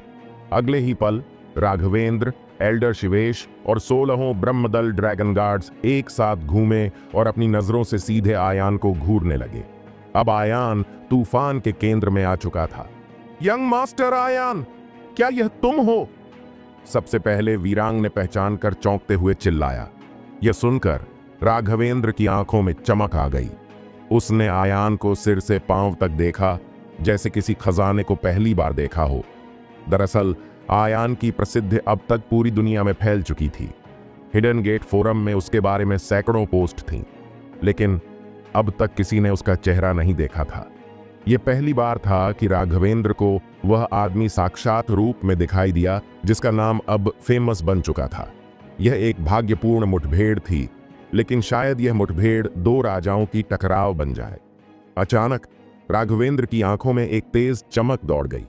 उसकी नजरें अब किसी मामूली इंसान जैसी नहीं रहीं, बल्कि एक उड़ती हुई तलवार की तरह हो गईं, तीखी, तेज और चीर देने वाली। ऐसा लग रहा था जैसे वह किसी भी पल हवा को चीरकर सामने झपट पड़ने वाला हो। उसकी शक्ति एक रंगीन इंद्रधनुष जैसी लहर की तरह थी, जो न रोकी जा सकती थी, न मोड़ी जा सकती थी, एकदम अजेय। उसकी आंखों में एक ऐसी महिमा थी जो 955 देवताओं जैसी लग रही थी, जिसमें 9 स्वर्गशाही ड्रैगन कला की छवि चमक रही थी। यह वही शक्ति थी जिसका राघवेंद्र ने बचपन से अभ्यास किया था, और आज वह इसका प्रदर्शन सिर्फ इसलिए कर रहा था ताकि आयान के मन में डर का बीज बो सके। राघवेंद्र चाहता था कि आयान समझ ले कि इस दुनिया में अगर कोई सच्चा सम्राट है तो वह राघवेंद्र ही है। चाहे आयान देवताओं की लिस्ट में नाम कमाकर पूरे देश में फेमस हो चुका हो, वह राघवेंद्र का रास्ता नहीं रोक सकता। इसलिए या तो आयान आत्मसमर्पण करे या मरने के लिए तैयार हो जाए। यह योजना, यह मानसिक हमला इतना गहरा था कि मामूली लोग तो इसकी कल्पना भी नहीं कर सकते। यह सब केवल एक नजर में छिपा हुआ था, एक राजसी, दबाव भरा, अजेय दृष्टिकोण। लेकिन जो राघवेंद्र ने कभी सोचा भी नहीं था, वह हुआ। अगले ही पल आयान ने न तो डर दिखाया, न ही सिर झुकाया, बल्कि उसने अपना सिर और ऊंचा उठा लिया। उसकी रीढ़ एक तलवार की तरह सीधी थी और उसकी आंखों में सितारों जैसी चमक थी। उसके चेहरे पर ऐसा तेज था जैसे वह कह रहा हो, चाहे तुम कितने भी ऊंचे क्यों ना हो, मैं अजेय हूं। मेरे सामने सम्राट भी घोड़े से नीचे उतर सकता है। अगर तुम किसी महान सम्राट के वंशज हो, ऊपर से दुनिया को देख सकते हो, तो क्या तुम शायद पूरी दुनिया को रोक सकते हो, लेकिन मुझे नहीं। हालांकि दोनों ने अभी तक कोई शारीरिक हमला नहीं किया था, लेकिन उनके बीच एक गहरी इनविजिबल लड़ाई शुरू हो चुकी थी। राघवेंद्र की शक्ति मानो बड़ी समुद्र की लहरें बनकर आयान को डुबाने वाली हो, जैसे एक राक्षसी सुनामी। उसके पूरे शरीर से एक एक पल में दबाव बढ़ता जा रहा था, और वहीं आयान की प्रेजेंस एक उग्र, जलती हुई आग की तरह थी, जो आसमान को भी जला सकती थी, दुनिया को राख बना सकती थी। वह आग खुद को भी जला रही थी, लेकिन सभी दिशाओं में तूफान मचा रही थी। पानी और आग एक साथ, इन दोनों के बीच का यह संतुलन अब नामुमकिन होता जा रहा था। थोड़ी देर के लिए आसपास की हवा तक कांपने लगी। जैसे जैसे उनकी शक्तियां टकरा रही थीं, हवा में गूंज की सी आवाजें होने लगीं। यहां तक कि राघवेंद्र के पीछे खड़े 16 ब्रह्मदल ड्रैगन गार्ड्स भी इस दबाव को सहन नहीं कर पा रहे थे। उनके शरीर पर धूप की तपिश जैसी जलन होने लगी, यहां तक कि उनके सुनहरे कवच पिघलने लगे। सोचिए, जब केवल नजरों की टक्कर से यह हाल है, तो अगर दोनों सच में भिड़ जाएं, तो कितना भयंकर विनाश होगा। यह आयान और राघवेंद्र की पहली सीधी भिड़ंत थी। इसका परिणाम निकालना मुश्किल था, क्योंकि दोनों का स्तर, दोनों की आत्मा, दोनों का सामर्थ्य बराबर का लग रहा था। थोड़ी देर बाद जैसे एक मौन समझौता हो गया। दोनों ने एक दूसरे की ओर देखना बंद कर दिया, अपनी आंखें बंद कर लीं और अपनी शक्तियों को वापस खींच लिया। पीछे खड़े 16 ड्रैगन गार्ड्स ने तुरंत महसूस किया कि अब उन पर से दबाव हट गया है। उन्होंने एक साथ लंबी सांस ली, जैसे किसी बड़े तूफान से बच निकले हों। उनके शरीर की शर्ट्स पूरी तरह पसीने से भीग चुकी थीं, हालांकि उन्होंने एक कदम भी नहीं उठाया था। लेकिन यह एहसास मानो वो किसी युद्ध से निकल कर आए हों। डरावना, बहुत ही डरावना। उनकी सोच में अब तक तो यही था कि उनका युवा स्वामी राघवेंद्र पूरे इंडिया का नंबर 1 योद्धा है, अभिमानी, ताकतवर और अजेय। जब आयान देवताओं की सूची में अव्वल आया और राघवेंद्र को हराया, तो वे सब नाराज हुए। उन्हें लगा कि आयान ने राघवेंद्र की चमक चुरा ली, जिसकी शोभा सिर्फ राघवेंद्र को ही मिलनी चाहिए थी। लेकिन आज आयान ने अपनी प्रेजेंस से ही उन सबको ऐसी भारी मानसिक चोट दी कि वे कांप उठे। आयान की वह नजर, जिसमें शांति भी थी और चुनौती भी, उन्हें ऐसी लग रही थी जैसे कोई अद्भुत जादुई हथियार उनके सीने के आर पार हो गया हो। अब उन्हें समझ आ गया था, आयान कोई मामूली योद्धा नहीं, बल्कि खुद एक भविष्य का सम्राट है। कुछ देर के लिए अखाड़े का माहौल बेहद तनावपूर्ण और भारी हो गया था। ऐसा लग रहा था मानो किसी भी पल कोई भयानक युद्ध छिड़ सकता है। लेकिन उस सन्नाटे को अचानक तोड़ा राघवेंद्र ने। उसने अपने बगल में खड़ी वैशाली की ओर देखा। फिर उसने एक सौम्य और शालीन मुस्कान के साथ कहा, परी वैशाली, हिमगिरी पर्वत को अलविदा कहे अब 2 साल हो गए हैं। वैशाली ने यह सुनकर थोड़ा सिर झुकाया और हल्के से मुस्कुराई। हालांकि वे दोनों ज्यादा परिचित नहीं थे, लेकिन उनके बीच में किस्मत का एक अजीब सा जुड़ाव था। दोनों ने पहचाने बिना एक दूसरे को पहचाना। फिर राघवेंद्र ने अचानक सवाल किया, यह सही है, लेकिन परी वैशाली, आप एक आर्ष हैं। आप इस जैसे अशिष्ट आदमी के साथ क्यों चल रही हैं? उसके शब्द मीठे तो थे, लेकिन उनमें एक छिपा हुआ जहर भी था, जैसे कोई तलवार जो मुस्कान में छिपी हो। यह सुनकर वैशाली ने हल्की सी भौहें तानी और पूछा, युवा स्वामी जी, आपने ऐसा क्यों कहा? राघवेंद्र ने दूर खड़े आयान को देखा। अपनी ठुड्डी ऊंची की और एक अभिमानी स्वर में बोला, हिडन गेट में यंग मास्टर आयान नाम का कोई आदमी पहले कभी नहीं था। पता नहीं यह कहां से आ गया है। शायद यह कोई छल कपट वाला दानवी है जो सही रास्ते का मुखौटा पहनकर आया है। ऐसा कोई अनजाना व्यक्ति भला मेरी बराबरी कैसे कर सकता है? इन शब्दों में राघवेंद्र ने आयान को एक झटका नहीं बल्कि सीधे अपमानित करने की कोशिश की थी। उसे एक राक्षस, धोखेबाज और दिखावटी योद्धा की तरह दिखाने की कोशिश की। दरअसल यह सब एक गहरी योजना थी। अभी अभी राघवेंद्र और आयान की शक्तियों की टक्कर हुई थी, जिसमें वह कोई बढ़त नहीं बना सका। अब वह चालाकी से आयान के क्रोध को भड़काना चाहता था, क्योंकि जब कोई गुस्से में होता है तो वह गलतियां जरूर करता है। लेकिन जो राघवेंद्र ने नहीं सोचा था वह यह कि वैशाली उसकी इस साजिश को काट देगी। वैशाली की आंखें चमक उठीं, उसकी आवाज ठंडी हो गई, पर उसमें आत्मविश्वास की बिजली थी। एक सच्चा नायक किस वंश या जगह से आया है यह मायने नहीं रखता। आयान वही व्यक्ति हैं जिन्होंने जापान में तलवार अर्श को हराया, जो अपने आप में एक अमर योगदान है हमारे देश के लिए। अगर आयान वहां नहीं होते तो द्वीप की यात्रा में वो हड्डियों वाला राक्षसी संत मुझे मार डालता। यह मेरी किस्मत थी कि उन्होंने मुझे बचा लिया। इसके बाद वैशाली ने राघवेंद्र की आंखों में सीधा देखा और एक एक शब्द स्पष्टता से बोला, मेरे मन में आयान कोई दानव नहीं बल्कि एक सच्चे नायक हैं।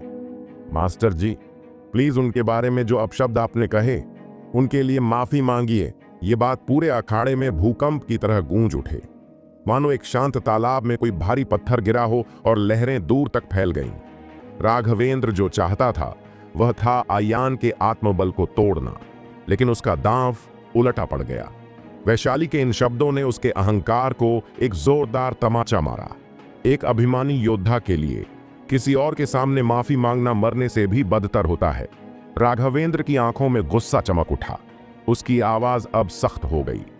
परी वैशाली, क्या आप सच में इस बालक का पक्ष लेकर मुझे अपमानित करना चाहती हैं? लेकिन वैशाली पीछे नहीं हटी। उसने फिर से स्पष्टता से कहा, यंग मास्टर जी, प्लीज माफी मांगिए। उसकी आवाज में अब भी मिठास थी, लेकिन उस मिठास के पीछे एक लोहे जैसी अडिग इच्छा थी। अच्छा, बहुत अच्छा, राघवेंद्र ने पीछे हटते हुए मुस्कुराकर कहा, पर उसकी आंखों में अब एक बर्फीली रोशनी चमक रही थी। इस दृश्य ने आयान को भी चौंका दिया। उसे उम्मीद नहीं थी कि वैशाली राजवंश जैसे ताकतवर कबीले को नाराज कर उसका समर्थन करेंगी, लेकिन आयान ऐसा इंसान नहीं था जो किसी महिला के पीछे छिप जाए। उसने सीधा राघवेंद्र की ओर देखा और कहा, राघवेंद्र, अभी अभी तुमने कहा था कि मैं तुम्हारी बराबरी के काबिल नहीं हूं। तुम बिल्कुल सही कह रहे हो। हां, तुम सर्वोच्च लिस्ट में सबसे ऊपर हो और मैं शायद किसी और लिस्ट में हूं, लेकिन सच्चाई यही है, तुम मेरे साथ बराबरी में बैठने के लायक नहीं हो। 9 स्वर्गों का सच्चा ड्रैगन हूं मैं, और तुम हो केवल पानी में रहने वाला ड्रैगन जो सतह पर लहरें मारता है, दांत और पंजे दिखाकर शोर करता है। तुम में मेरी तरह ऊंचाई तक उठने की ताकत नहीं। जैसे ही आयान ने यह कहा, उसके शरीर से एक तेज और खास शक्ति फूटी। उसकी प्रेजेंस अब आसमान को चीरती और दुनिया को झकझोरती हुई लग रही थी। वह अब सिर्फ एक योद्धा नहीं बल्कि एक तूफान था। यह दृश्य देखकर राघवेंद्र का चेहरा बेहद मुरझा गया। उसकी आंखों के कोनों की मांसपेशियां फड़कने लगीं, जिससे उसके भीतर की बेचैनी साफ दिखाई देने लगी। उसके पीछे खड़े 16 ब्रह्मदल ड्रैगन गार्ड भी आयान के तीखे शब्दों से चौंक गए। वे सब गुस्से में भरे हुए थे, आंखें लाल थीं और मुट्ठियां कसकर भींच ली थीं। उन्हें पता था कि राघवेंद्र हजारों सालों के इतिहास में राजवंश परिवार का सबसे शानदार और प्रतिभाशाली युवा स्वामी है। उससे सबको बहुत उम्मीदें थीं और हो सकता है कि वह अपने पूर्वजों के नक्शे कदम पर चलते हुए एक दिन अगला सम्राट भी बन जाए। लेकिन अब आयान ने उसे पानी का ड्रैगन कह दिया। चाहे वह कितना भी ताकतवर क्यों न हो, अंत में नीचे गिर ही जाता है। वह असली ड्रैगन के सामने कभी भी नहीं टिक सकता। इस बात का मतलब साफ था, आयान राघवेंद्र की काबिलियत और शक्ति का मजाक उड़ा रहा था, और यह अपमान भला वो कैसे सह सकता था। रुको! अचानक अब तक शांत खड़े एल्डर शिवेश एक कदम आगे बढ़े और ऊंचे आवाज में बोले, यंग मास्टर, यह लड़का घमंडी है। बेहतर होगा कि इस बूढ़े को इजाजत दें। मैं इसे सबक सिखाता हूं और इसकी अकड़ निकाल देता हूं। नहीं, राघवेंद्र ने तुरंत उन्हें रोकते हुए कहा, एल्डर शिवेश, आपको परेशान होने की जरूरत नहीं है। राजा जिम्मेदार होता है, राजा न्याय करता है और राजा अजेय होता है। आज मैं खुद इस लड़के की गुस्ताखी का हिसाब करूंगा। ऐसा कहते हुए उसने अपनी उंगली सीधी आयान की ओर तानी और घमंड से कहा, आयान, मैं तुम्हें एक मौका देता हूं मुझे चुनौती देने का। तुमने अभी मेरी और धर्मराज की लड़ाई देखी होगी। मैं जन्मजात सम्राट हूं, राजा हूं जो पूरी दुनिया पर राज करता है। भले ही तुम अपनी पूरी ताकत लगा लो, तब भी मुझे हराना तुम्हारे लिए नामुमकिन है। हाँ हाँ हाँ हाँ हाँ। अचानक आयान जोर से हंस पड़ा। ऐसा लगा जैसे उसने कोई बहुत बड़ा मजाक सुन लिया हो। तुम किस बात पर हंस रहे हो?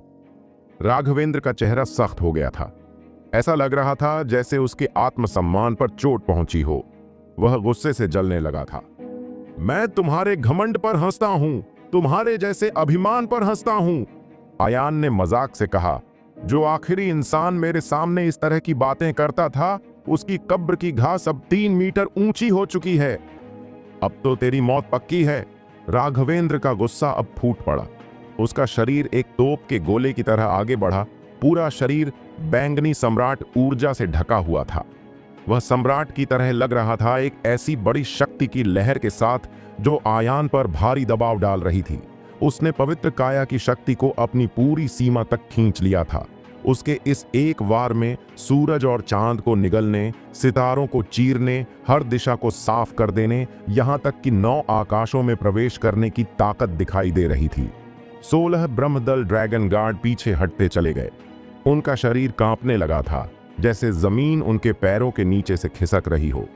यहां तक कि वैशाली का चेहरा भी पीला पड़ गया और उसने अपनी आंतरिक ऊर्जा से खुद को इस राजसी दबाव से बचाने की कोशिश की। उसी समय राघवेंद्र के सिर के ऊपर एक विशाल आकृति प्रकट हुई, शानदार और एकदम पवित्र, मानो वह स्वर्ग और पृथ्वी का अकेला स्वामी हो। यह है मानव सम्राट की इच्छा। यह देखकर एल्डर शिवेश भी खुद को चिल्लाने से रोक नहीं सके। उनके चेहरे पर एक तरह की दिव्यता और हैरानी साफ दिख रहा था। राघवेंद्र की 9 स्वर्गशाही ड्रैगन तकनीक असल में सम्राट की वह सीक्रेट विद्या थी जो उनके समय में भी दुर्लभ थी। जब यह विद्या अपनी चरम सीमा पर पहुंच जाती है तो इसमें सम्राट की इच्छा समाहित हो जाती है। अब जबकि पृथ्वी पर आध्यात्मिक ऊर्जा लगभग खत्म हो चुकी है तो ऊपर उठना बहुत मुश्किल है। लेकिन अगर कोई योग्य साधक उस इच्छा से जुड़ सके तो वह सम्राट का आशीर्वाद पा सकता है। एल्डर शिवेश को भी यह उम्मीद नहीं थी कि राघवेंद्र की साधना इतनी ऊंचाई तक पहुंच चुकी है। राजवंश की महिमा को कोई धूमिल नहीं कर सकता। सम्राट की शक्ति से उसे हराओ और समाप्त कर दो। राघवेंद्र की आवाज गड़गड़ाहट जैसी थी, मानो वह 9 आकाशों से उतर रही हो। उसने एक जोरदार मुक्का मारा, आसमान हिलने लगा, धरती कांप उठी और दिल डर से थरथराने लगे। ऐसा लग रहा था मानो इस एक वार से दुनिया की हर चीज खत्म हो जाएगी और सारे योद्धा रौंद दिए जाएंगे। उसका यह मुक्का इतना शक्तिशाली था कि आसमान का सूरज भी मानो छिप गया हो। एल्डर शिवेश और बाकी सभी गार्ड्स की नजर में अब आयान का बच पाना असंभव था। लेकिन उसी समय आयान न पीछे हटा न घबराया, बल्कि वह आगे बढ़ा। उसके अंदर से एक जबरदस्त भावनात्मक ऊर्जा फूटी, एक बहादुर और निर्भीक योद्धा की तरह। उसका शरीर एक जलते हुए उल्कापिंड की तरह चमकने लगा और वह राघवेंद्र की ओर तेजी से बढ़ा। उसने अपनी दाहिनी मुट्ठी हवा में उठाई, राघवेंद्र से आमने सामने भिड़ने के लिए तैयार था और साथ ही जोर से बोला, स्वर्ग और पृथ्वी में मैं ही सबसे महान हूं। सारा ब्रह्मांड चाहे जितना भी विकराल क्यों ना हो, मैं अकेला उसका सामना करने में सक्षम हूं। राजवंश का यह यंग मास्टर राघवेंद्र पवित्र काया के साथ जन्मा था। उसका जन्म ही एक राजा की तरह हुआ था। वह अपने समकालीनों के बीच हमेशा से अजेय रहा था। समय के साथ वह दुनिया को हिला सकता था। वह एक दिन सचमुच दुनिया का सम्राट बन सकता था। लेकिन इस क्षण में जब वह सम्राट की इच्छा के साथ आयान पर हमला कर रहा था, आयान के भीतर छिपी रक्त रेखा जैसे जाग उठी थी। वह रक्त जैसे ज्वालामुखी बन गया था, गर्म लावा की तरह फूट पड़ा था। अगर राघवेंद्र सम्राट है तो आयान इस समय पुराने समय का एक भयंकर युद्ध देवता लग रहा था, जो समय और जगह की सीमा को चीरते हुए कहीं आदिकाल से वापस लौटा हो। दोनों की मुट्ठियां हवा में आपस में टकराईं और एक ऐसा विस्फोट हुआ जैसे हजारों किलो टीएनटी एक साथ फट पड़े हों। उस टक्कर के केंद्र से चारों तरफ हवा फटने लगी, हर दिशा में दरारें दिखने लगीं और धरती कांपने लगी। दूरी पर खड़े 16 ब्रह्मदल ड्रैगन गार्ड उस झटके से कांप उठे। उनका कवच तक कांपने लगा, मानो वे भी बिखरने ही वाले हों। वैशाली ने कोई लापरवाही नहीं की। उसने तुरंत मानचित्र बुलाया ताकि खुद को उस भीषण ऊर्जा से बचा सके। मैदान में सिर्फ एक ही आदमी था जो अब भी शांत खड़ा था, एल्डर शिवेश। अचानक आयान की स्पीड आसमान छूने लगी। उसके डेंटियन में एकत्रित आभासी शक्ति की चमक ने बिना किसी अतिरिक्त ऊर्जा को छोड़े उसकी ताकत को अपनी चरम सीमा पर पहुंचा दिया। इस समय अधिपति शरीर की तीसरी अवस्था पूरी तरह एक्टिवेट हो चुकी थी। बिना किसी वार्निंग के राघवेंद्र को ऐसा महसूस हुआ जैसे उसे किसी तेज रफ्तार ट्रेन ने आकर टक्कर मार दी हो। उसका शरीर सैकड़ों मीटर पीछे उड़ गया और दूर एक पहाड़ी से जा टकराया। पहाड़ी बुरी तरह से टूट गई, पत्थरों के टुकड़े चारों ओर बिखर गए, लेकिन आयान अब भी वहीं खड़ा था। उसके दाहिने हाथ की मांसपेशियों में खिंचाव था और उसमें विस्फोटक शक्ति साफ दिखाई दे रही थी। इसमें कोई शक नहीं था, इस पहले ही टकराव में आयान ने साफ तौर से बढ़त हासिल कर ली थी। यह दृश्य देखकर 16 ब्रह्मदल ड्रैगन गार्ड की सांसें थम गईं। उनके चेहरे हैरानी से भर उठे, जैसे उन्होंने कोई अकल्पनीय दृश्य देख लिया हो। उनके दिलों में एक लहर सी दौड़ गई। उनके लिए राघवेंद्र वो राजा था जिसके पास महान भाग्य था और जो अंततः पूरे संसार पर विजय प्राप्त करेगा। राजा कभी हार नहीं सकता, यह उनका विश्वास था। लेकिन अब उसी राजा को आयान ने भरी भीड़ में उड़ा दिया। यह बात उनके लिए न विश्वास करने वाली थी। अगर यह बात बाहर फैल गई तो इससे राघवेंद्र की प्रतिष्ठा को सीरियस नुकसान पहुंचेगी। अगले ही पल राघवेंद्र पहाड़ी से उड़कर वापस आया। हालांकि प्रॉमिस पर्पल ऊर्जा की रक्षा के कारण उसे ज्यादा चोट नहीं आई थी, फिर भी वह थोड़ा शर्मिंदा और घबराया हुआ लग रहा था। उसने अपने पहले के घमंड को दबाया और सीरियस भाव से आयान की ओर देखा। उसके चेहरे पर अब एक नई सीरियस भाव थी। वह बोला, यह मेरी लापरवाही थी। यंग मास्टर आयान, तुम्हारी ये कैसी शक्ति है? क्या तुम्हारा शरीर मेरे पवित्र शरीर के बराबर हो सकता है? आयान ने बिना दया दिखाए मजाक करते हुए कहा, अपने आप को इतना बड़ा मत समझो। तुम साफ तौर पर मुझसे हार चुके हो, लेकिन फिर भी हार को टाई कह रहे हो। क्या तुम्हें हार मानना आता नहीं है? घमंडी! राघवेंद्र को ऐसा महसूस हुआ जैसे किसी ने उसके पेट में चाकू घोंप दिया हो। उसका चेहरा सख्त हो गया और वह गुस्से में चिल्लाया, बेटा, बहुत ज्यादा घमंड न कर। मैंने अभी तक अपनी पूरी ताकत का इस्तेमाल नहीं किया है। आजा, एक बार और भिड़ते हैं। जैसे ही उसने कहा, उसने दोबारा अपनी अंदरूनी शक्ति को जगाया। उसके सिर के ऊपर फिर से एक बड़े सम्राट की छाया प्रकट हुई। उसकी ताकत एक प्रचंड लहर की तरह आयान की ओर बढ़ी। इस नजारे के सामने भी आयान के चेहरे पर कोई डर नहीं था। उसकी आंखों में ज्वाला जल रही थी और उसके भीतर की युद्ध भावना पूरी तरह जाग चुकी थी। उसका खून उबाल मार रहा था। उसने अपनी मुट्ठी कस ली और फिर से मुकाबले को तैयार हो गया। मुक्कों की आवाजें मानो बादलों में बिजली की गड़गड़ाहट बन गई थीं। जो ऊर्जा मैदान में फैल रही थी वह इतनी भयानक थी कि जमीन जगह जगह से फट गई थी, मानो उस पर बमबारी हुई हो। सैकड़ों घूंसे, हजारों घूंसे। कुछ ही पल में दोनों योद्धाओं ने हजारों वारों का आदान प्रदान कर लिया। राघवेंद्र के शरीर पर जो चोगा था वह एक शक्तिशाली जादुई अस्त्र था जो कई वारों को रोक सकता था, लेकिन आयान के पहने हुए मामूली कपड़े पूरी तरह से फट चुके थे। अब उसका शरीर साफ दिखाई दे रहा था। दूर से देखने पर उसके शरीर की मांसपेशियां एकदम तराशी हुई लग रही थीं, जैसे किसी मूर्तिकार ने सुनहरे अनुपात में उसे गढ़ा हो। ये कोई मामूली काया नहीं थी। हर मांसपेशी उसकी हड्डियों पर कसकर चिपकी थी। जब वह हिलता तो हर भाग एक लहर की तरह कंपन करता। इस शरीर को देखकर लगता था कि यह शक्ति और सुंदरता का जीवंत रूप है। यह इतना कठोर था कि तोप का गोला भी इसे भेद न पाए। लंबे संघर्ष से उसका शरीर पसीने से भीग चुका था, पर वह पसीना दुर्गंध नहीं दे रहा था, बल्कि एक औषधीय सुगंध निकल रही थी, जैसे कोई चमत्कारी औषधि हो। आयान का यह अधिपति शरीर सच में उसके भीतर पूर्वज की अजेय शक्ति का प्रतीक था। उसका एक शरीर ही सभी नियमों को तोड़ने में सक्षम था। स्वर्ग हो या पृथ्वी, उसके सामने सब झुकते दिख रहे थे। जिस समय पूर्वज पीले सम्राट से हारा था, उसका अधिपति शरीर संत शरीर से कमजोर नहीं था, बल्कि उस पर धोखे से हमला किया गया था। लेकिन अब आयान ने अपने शरीर को तीसरे लेवल तक ट्रेंड कर लिया था, और इस युद्ध में उसने राघवेंद्र पर हर दृष्टि से बढ़त बना ली थी। तुम ताकतवर हो, मैं तुमसे ज्यादा ताकतवर हूं। तुम पागल हो, मैं तुमसे ज्यादा पागल हूं। अब आयान एक अथक आदिम योद्धा की तरह था। वह हर वार में पूरी शक्ति, पूरे मन और पूरे आत्मविश्वास के साथ लड़ रहा था। यह युद्ध उसके लिए सिर्फ एक और लड़ाई नहीं थी, बल्कि नीरा के साथ उस मार्च के वादे से भी ज्यादा जरूरी था। स्वर्णवंशी परिवार के साथ उसका रिश्ता सिर्फ बदले का नहीं, बल्कि खून और अपमान की पुरानी कहानी से जुड़ा था। और राजवंश परिवार से उसका टकराव हजारों सालों से चले आ रहे भाग्य के श्राप का हिस्सा था। पर आयान कभी भी भाग्य में विश्वास नहीं करता। वह अपने हाथों से भाग्य की देवी का गला दबाना चाहता था और अभिशाप की जंजीरों को तोड़ देना चाहता था। मैं अपने जिंदगी को खुद कंट्रोल रखता हूं। कुछ समय के लिए ऐसा लग रहा था कि आयान और राघवेंद्र हजारों साल पहले के आदिकाल में लौट गए हैं। वे किसी भी दिव्य युद्ध तकनीक का उपयोग नहीं कर रहे थे, सिर्फ सीधा हाथापाई युद्ध।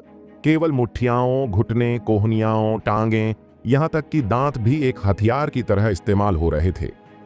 राघवेंद्र, जिसने संत शरीर को जागृत किया था, वह वाकई बहुत कठोर योद्धा था, पर आयान से थोड़ा पीछे था। उसे बार बार मार खानी पड़ी। वह कई बार लगभग हार ही गया। दूर खड़े ब्रह्मदल, ड्रैगन गार्ड और एल्डर शिवेश अब आयान को देखकर उसे कोई मामूली मनुष्य नहीं, बल्कि किसी पुराने जमाने के राक्षस की तरह देख रहे थे। तुम्हें पता है, संत शरीर में मानव सम्राट की इच्छा शक्ति होती है, जिसका दूसरे शरीरों पर दमनकारी प्रभाव होता है। लेकिन यह आयान के लिए बिल्कुल भी काम नहीं करता। इसके बजाय इसे दबाया और पीटा जाता है। हे भगवान, यह भयानक है। यह बच्चा क्या है? यह किस तरह का शरीर है? हाँ, यंग मास्टर के पास अभी भी बॉक्स के नीचे हत्यारा कौशल है, और वह बच्चा लंबे समय तक चिल्ला नहीं पाएगा। अचानक एल्डर शिवेश को कुछ याद आया। उसकी आंखें चमक उठीं और दूर से आयान को देखते हुए उसे कुछ याद आया। उसने खुद से कहा, क्या यह हो सकता है? यह कहानी में काया है? नहीं, नामुमकिन। क्या उस वंश का वंशज पहले ही मर चुका है? जब हर कोई हैरान था, तो आयान और राघवेंद्र के बीच की लड़ाई भी एक भयंकर चरण में पहुंच गई। दोनों पक्ष लाल लाल थे और उनकी लड़ाई की भावना भारी थी। इस भाग्यवादी लड़ाई में या तो तुम मरो या मैं मरो, पैंतरेबाजी के लिए कोई जगह नहीं है। यंग मास्टर आयान, राघवेंद्र चिल्लाया। उसके चारों ओर घूमता रहा। उसकी आंखें मशाल की तरह थीं। तुम जितना मैंने सोचा था उससे कहीं ज्यादा शक्तिशाली हो, लेकिन बस इतना ही। मेरे पास तुम्हारे साथ पारिवारिक खेल खेलने का कोई समय नहीं है। मुझे स्वीकार करना होगा, तुम्हारा शरीर जादू के हथियार से ज्यादा शक्तिशाली है, लेकिन जब तक मैं जादुई शक्ति का इस्तेमाल करता हूं, मैं तुम्हारा पहला लेवल तुरंत ले सकता हूं। आयान ने अपना सिर हिलाया और तिरस्कार की नजर से कहा, बकवास बंद करो। अगर तुम्हारे पास कोई कौशल है तो जितनी जल्दी हो सके उसका इस्तेमाल करो, और मैं इसका पालन करूंगा। अच्छा, चूंकि तुम मौत की तलाश में हो, तो मैं तुम्हें पूरा करूंगा। ऐसा कहने के साथ राघवेंद्र की सुनहरी रोशनी की अच्छी कृति पूरे जगह में चमक रही थी, मानो पतली हवा से सूरज के एक दौर को फिर से बना रही हो। उस चमक की चमक प्रकाश का एक विस्फोट है। 1 किलोमीटर के भीतर सभी इस शाही चमक में लिपटे हुए थे, जैसे कि सर्वोच्च पवित्र सम्राट धरती पर उतरे हों। इसमें कोई शक नहीं है कि वह आगे जो प्रदर्शन करेगा वह जरूर से दुनिया में सबसे शानदार होगा। आयान ने उपेक्षा करने की हिम्मत नहीं की। उसका पूरा शरीर तनावग्रस्त हो गया और उसने थंडर ट्रिब्यूलेशन तलवार को बुलाया, लड़ाई करने के लिए, बेहद खतरनाक कला का इस्तेमाल करने के लिए तैयार। इस जरूरी क्षण में पूर्व में दर्जनों किलोमीटर की दूरी पर एक धरती को हिला देने वाली जानवर की दहाड़ अचानक आई। यह आवाज बादलों को भेदती हुई और पत्थरों को तोड़ती हुई सूरज और चांद को दहाड़ती हुई हवा और बादलों का रंग बदलने के लिए काफी है, और पहाड़ और नदियां दहाड़ती हैं। इसमें एक उच्च और सीरियस महिमा भी है जो सीधे 9 स्वर्गों तक जाती है। एक गैंडा पैदा हुआ है, एल्डर शिवेश ने कहा। दोस्तों, आपको यह एपिसोड कैसा लगा हमें कमेंट करके जरूर बताएं और इस वीडियो को लाइक और शेयर करना ना भूलें। चलिए मिलते हैं एक नए एपिसोड के साथ।